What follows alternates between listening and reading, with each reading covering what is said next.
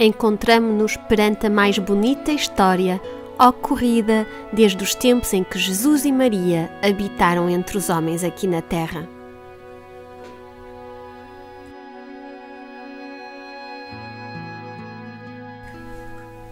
Onde fica e o que é Garabandal?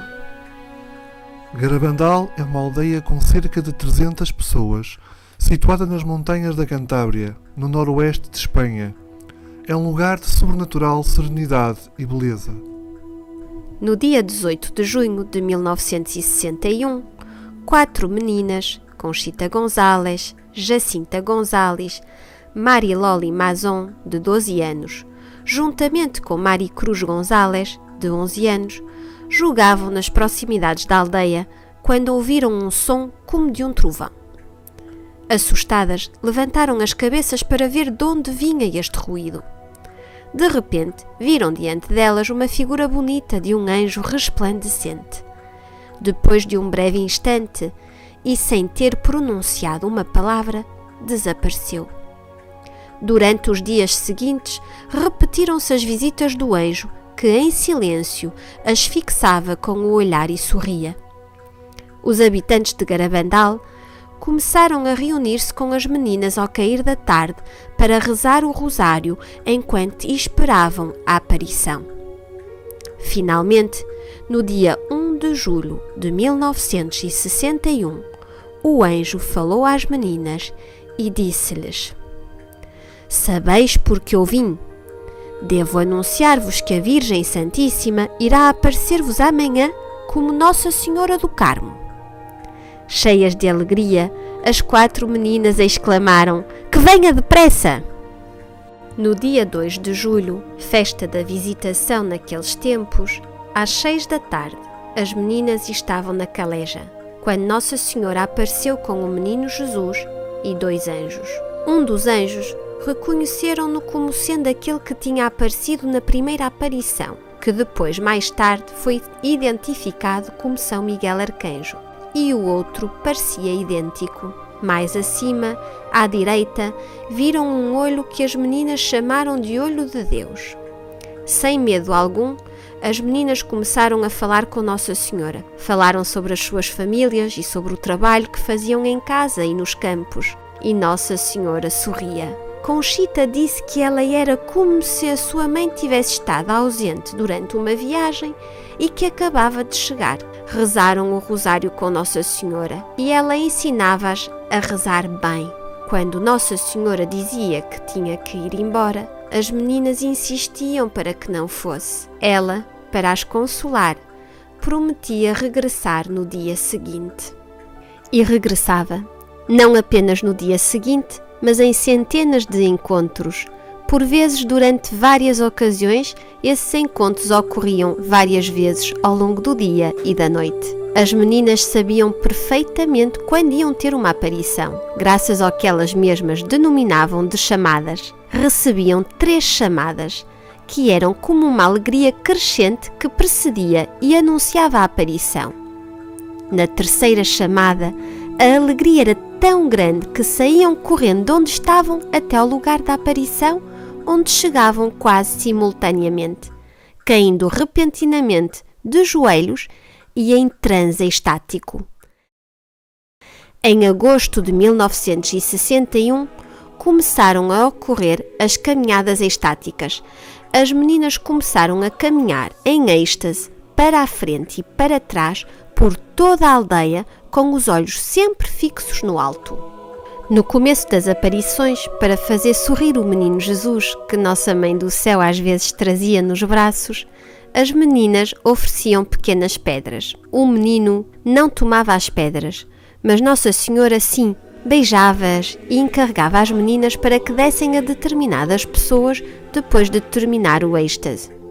Ao verem isto, os espectadores começaram a dar às meninas numerosos objetos religiosos para que fossem beijados por Nossa Senhora, colocando-os numa mesa com esse propósito nas casas das meninas, quando elas não estavam presentes.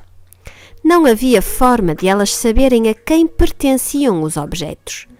Então, em êxtase, com a cabeça sempre levantada, com os olhos fixos no céu, guiadas apenas pela visão, nunca se equivocavam nos milhares de rosários, medalhas, alianças de casamento e outros artigos religiosos que devolviam aos respectivos donos. Entre os objetos apareceu uma vez uma caixa de pó de arroz. As meninas estranharam ao ver este objeto profano que foi apresentado para ser dado a beijar a Nossa Senhora e por isso ofereceram resistência para o dar a beijar. Mas quando Nossa Senhora chegou, a primeira coisa que pediu para fazer foi querer beijar a caixinha, dizendo que era algo do seu filho. Ao terminar o êxtase, a dona do objeto revelou às pessoas presentes que durante a Guerra Civil Espanhola aquela caixa tinha servido para levar a Eucaristia às escondidas a pessoas que se encontravam prisioneiras e que iam ser executadas. Durante os êxtases, as nossas pequenas protagonistas levavam sempre um crucifixo que ofereciam às pessoas presentes para que o beijassem. Por ordem de Nossa Senhora, só estendiam o crucifixo a quem ela indicava. Depois de um êxtase, Conchita constatou que todos aqueles a quem tinha dado a beijar o crucifixo eram sacerdotes vestidos à civil. Foram numerosas as ocasiões em que as meninas, em êxtase, reconheciam os sacerdotes e religiosos vestidos à paisana, com base na informação da visão. Pouco a pouco, à medida que a notícia ia correndo de boca em boca, começaram a chegar visitantes vindos de fora da povoação, inclusive de fora de Espanha, até ao ponto de chegarem a juntar-se de 500 a 3.000 pessoas por dia, unindo-se todos em oração enquanto esperavam pela aparição. Ao lado das meninas em êxtase apareciam muitos sacerdotes e médicos decididos a comprovar a verdade ou não das aparições. Entre os primeiros chegaram a estas montanhas longínquas teólogos de prestígio, professores, sacerdotes diocesanos e religiosos com importantes cargos dentro da Igreja.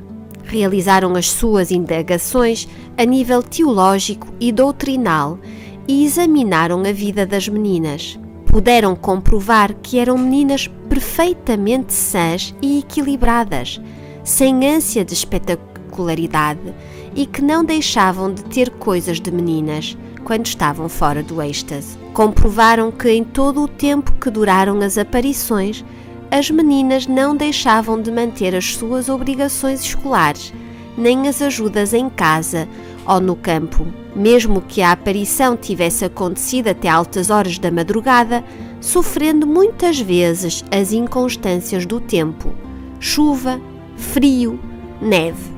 A mesma Nossa Senhora repetia a miúdo que fossem obedientes a seus pais. Também as incentivava a fazerem sacrifícios, em particular pelos sacerdotes, para que fossem santos, e por aqueles que têm dúvidas no seu sacerdócio, para que continuassem sendo sacerdotes. Ensinou-as a terem horror ao pecado, ajudando-as a formar a sua consciência, respondendo às 1000 perguntas que as meninas faziam.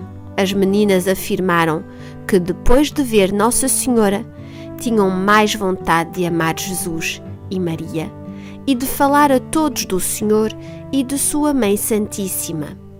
Em Garabandal, chama-se sempre a atenção este tratamento sincero e de confiança que as meninas tinham com a sua Mãe do Céu, que até jogava e brincava com elas por várias ocasiões e que com frequência se despedia com um beijo. Os médicos, por sua parte, puderam comprovar de forma extraordinária os estranhos fenómenos físicos que acompanhavam os êxtases. Durante estes, a insensibilidade à dor era total, quando as picavam com agulhas ou quando as queimavam com pontas de cigarro. Os seus corpos adquiriam um peso extraordinário que tornava impossível levantá-las, nem sequer fazer o mais pequeno movimento dos seus membros. Os seus olhos abertos, que contemplavam a aparição, eram bombardeados com a luz de potentes focos e de flashes, sem que a expressão dos seus rostos fosse perturbada. Corriam até ao lugar da visão e chegavam antes do que qualquer outra pessoa, mesmo dos mais jovens, fortes e encorpados, e chegavam sem sinais de esforço físico, ao passo que as restantes pessoas chegavam cansadas e transpiradas. Caíam de forma repentina, com os joelhos sobre as rochas, sem provocar qualquer dano físico. Caminhavam em êxtase para a frente e para trás, pelas ruelas cheias de pedras da aldeia ou pelos campos, com a cabeça totalmente levantada, com os olhos fixos no alto durante todo o tempo, sem ver para onde iam, sem nunca cair nem tropeçar. Nada disto tinha explicação natural. Entre os muitos sacerdotes que subiram a Garabandal para estudar os acontecimentos, estava o padre Luís Maria Andreu, que subiu a Garabandal juntamente com o seu irmão, o também jesuíta padre Ramon Andreu. Ambos movidos mais pela curiosidade do que pela esperança de encontrar coisas sérias. O que viram convenceu-os bem depressa sobre a verdade daquilo que falavam as meninas. No dia 8 de agosto de 1961, o padre Luís Andreu realizou uma segunda visita a Garabandal. Pela noite, quando as meninas entraram em êxtase, colocou-se junto delas para observá-las com atenção. De repente, os que estavam junto com ele puderam observar que uma emoção indescritível invadiu o padre. O seu rosto mudou de aspecto e as lágrimas começaram a cair pelo seu rosto. De repente gritou: "Milagre, milagre, milagre, milagre!" No carro que os levava de regresso a casa, nessa mesma noite, os seus companheiros de viagem ficaram impressionados pela alegria que tomava conta do padre e da segurança e certeza com que falava dos acontecimentos de Garabandal. Repetia emocionado: "Que contente eu estou! Que presente me deu Nossa Senhora! Que sorte em termos uma mãe assim no céu! Eu não posso ter a menor dúvida sobre a verdade das visões. Hoje é o dia mais feliz da minha vida." Depois desta última frase, ficou em silêncio. "Padre, que se passa consigo?" O padre Luís Maria Andreu tinha morrido. Era um homem jovem, do qual não se conhecia nenhuma enfermidade. Nossa Senhora disse às meninas no dia 8 de agosto que o padre Luís Maria Andreu não apenas a tinha visto, como também teve uma visão do futuro grande milagre que um dia acontecerá em Garabandal. De que milagre estava a falar Nossa Senhora? Em outubro de 1961, Nossa Senhora comunicou a Conchita o grande milagre. Mais tarde, também comunicou às outras 3 videntes. Conchita disse que será numa quinta-feira, às 20h30 da tarde, e durará 15 minutos, e um sinal ficará visível nos pinos até ao fim dos tempos. Coincidirá com um grande evento eclesial. Todos os doentes presentes ficarão curados. Os pecadores converter-se-ão e os incrédulos acreditarão. Conchita sabe a data do milagre e o anunciará com 8 dias de antecedência. Antes do milagre, haverá um aviso sobrenatural que virá diretamente de Deus para nos preparar. O aviso ver-se-á no céu em todo o mundo e será sentido por todos, qualquer que seja a sua condição e conhecimento de Deus, exatamente ao mesmo tempo. Será uma experiência terrível, no entanto, será para o bem das nossas almas, porque veremos no interior de nós mesmos, na nossa consciência, o bem e o mal que fizemos. Deus deseja a nossa salvação. Então o aviso não tem como finalidade o temor, mas que possamos acercar-nos mais dele e que tenhamos mais fé. Se depois do milagre o mundo não mudar, virá um castigo, disse Conchita.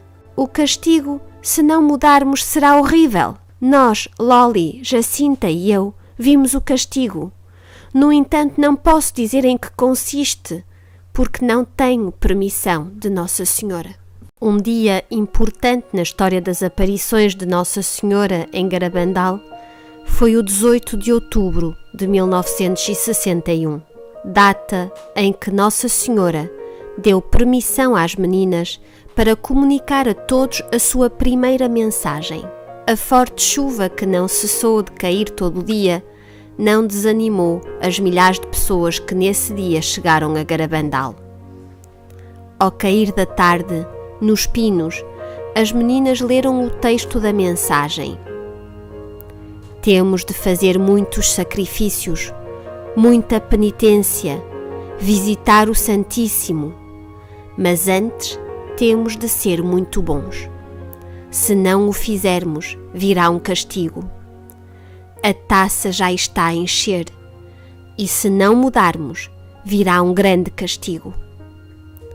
Com a sensibilidade de mãe, Maria Santíssima dava aos seus filhos as indicações que estes necessitavam de ouvir para o bem das suas almas. Se não tomamos o caminho da cruz, se a Eucaristia não é o centro das nossas vidas e de cada um dos nossos dias, se não somos bons, se não nos convertemos, o Senhor não terá mais remédio do que intervir, para que compreendamos a importância do que está em jogo, a nossa salvação. Depois da comunicação desta primeira mensagem, as meninas pediam com frequência a Nossa Senhora que fizesse um milagre para que as pessoas acreditassem nas aparições. Quando na povoação não havia missa, para que as meninas não ficassem sem comungar, o mesmo arcanjo São Miguel vinha para dar-lhes a comunhão. Um dia, o arcanjo São Miguel comunicou a Conchita que numa das vezes em que ele trouxesse a comunhão, a hóstia tornar-se-ia visível na sua língua. Para Conchita, isto não era um grande milagre, porque ela pensava que a hóstia era sempre visível a todas as pessoas presentes. Quando chegou o dia, que tinha sido anunciado por Conchita 15 dias antes, estavam centenas de pessoas na povoação. Na noite do 18 para o 19 de julho de 1962, à 1h30 da manhã, ocorreu um milagre precisamente eucarístico. Parece ser justo, uma vez que ajuda-nos a aprofundar o amor e a adoração à Eucaristia, e que foi um dos propósitos da vinda de Nossa Senhora a Garabandal. Uma das pessoas presentes conseguiu gravar alguns instantes de vídeo, onde se pode ver a hóstia branca a aparecer na língua de Conchita. Durante os primeiros anos, as manifestações do céu multiplicaram-se sem parar. A partir de 1963, as meninas já não tinham tantas aparições como no início, e às vezes o céu comunicava através de locuções interiores, que elas sentiam pronunciar-se em sua alma por Nossa Senhora e, em algumas ocasiões, pelo próprio Senhor Jesus Cristo. Entretanto, as peregrinações de peregrinos vindos do estrangeiro aumentavam de dia para dia. Ao pequeno povo da montanha chegavam autênticas personalidades do mundo eclesial, periodistas de importantes meios de comunicação social, diplomáticos, empresários, escritores. Dão-se casos de conversões notáveis e de curas de índole espiritual. Em Garabandal, Nossa Senhora parece especializada em curar os corações e as almas, mais do que os corpos. A segunda mensagem de Nossa Senhora chegou poucos meses antes do fim das aparições, a 18 de junho de 1965. Foi o arcanjo São Miguel o encarregado de comunicar a mensagem a Conchita da parte de Nossa Senhora. As lágrimas rodeavam o rosto da menina à medida que ela ia falando. Em virtude da minha mensagem de 18 de outubro não ter sido cumprida, nem dada a conhecer ao mundo, advirto-vos, pois, que esta é a última. De início, O cálice estava a encher, agora está a transbordar. Muitos cardeais, bispos e sacerdotes estão no caminho da perdição e com eles vão muitas almas. Dá-se cada vez menos importância à Eucaristia. Deveis afastar a ira de Deus sobre vós com os vossos esforços. Se lhe pedirdes perdão com a sinceridade das vossas almas, ele vos perdoará. Eu, vossa mãe, pela intercessão do anjo São Miguel, quero-vos dizer que vos emendeis. Já estáis nos últimos avisos. Amo-vos muito e não quero a vossa condenação.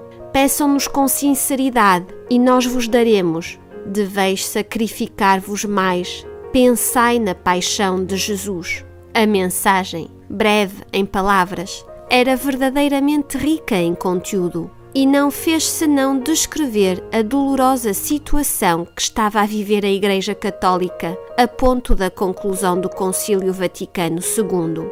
Poucos meses depois da comunicação desta segunda mensagem, o Papa Paulo VI publicava a encíclica Mysterium Fidei, em que o Pontífice expressava precisamente a sua grande preocupação pela confusão doutrinal a respeito do maior tesouro da Igreja, a Eucaristia. Mas a 18 de junho de 1965, Conchita não podia conhecer o que estava a acontecer, porque a crise da doutrina e do culto eucarístico que começou a estalar no seio da Igreja apenas chegou à Espanha e não a esta aldeia perdida na montanha. De igual forma, a grande crise sacerdotal, que não se podia nem sequer imaginar, converteu-se em sofrimento para o sucessor de Pedro e para toda a Igreja. O dia 13 de novembro de 1965 foi para Conchita um dia com mistura de alegria e de tristeza. Subiu sozinho aos pinos, debaixo de chuva. Maria Santíssima apareceu de novo a esta jovem. Ela vinha com o menino Jesus, muito sorridente, mas desta vez seria a última vez que ia aparecer. Nossa Senhora dirigiu-se a Conchita e disse: Fala-me, Conchita, fala-me dos meus filhos. Quero levá-los a todos debaixo do meu manto. Quero-vos muito e desejo a vossa salvação. Esta será a última vez que me verás aqui, mas estarei sempre contigo e com todos os meus filhos. Conchita, deves visitar mais vezes o meu filho no sacrário. Por que te deixas levar pela preguiça para não o visitares? Lembra-te do que eu te disse no dia do teu santo. Quando te apresentares diante de Deus, tens que mostrar as tuas mãos, cheias de obras feitas por ti, a favor dos teus irmãos e para a glória de Deus. Neste momento, tens as mãos vazias. Assim terminaram as manifestações visíveis de Nossa Senhora em Garabandal. Os momentos felizes que as meninas tinham passado com a sua Mãe Celestial tinham terminado, mas sentiam ainda a sua presença e os seus afetos que foram deixados na sua alma. Conchita disse que as aparições deixaram-me a alma cheia de paz e de alegria e de um grande desejo de vencer os meus defeitos e de amar o Senhor e a sua Mãe Santíssima com todas as minhas forças. São os mesmos efeitos que a nossa Mãe do Céu quer deixar nas almas de todos os seus filhos. A certeza de ter uma mãe próxima que zela por nós, o desejo de conversão que nasce na alma que medita, a paixão, o amor e a veneração pelo tesouro mais precioso que possui a Igreja, a Eucaristia. Maria Santíssima estará sempre com todos os seus filhos. O que ela prometeu a Conchita nesta última aparição, promete também a todos nós. Nós te ajudaremos e eu estarei sempre contigo e com todos os meus filhos.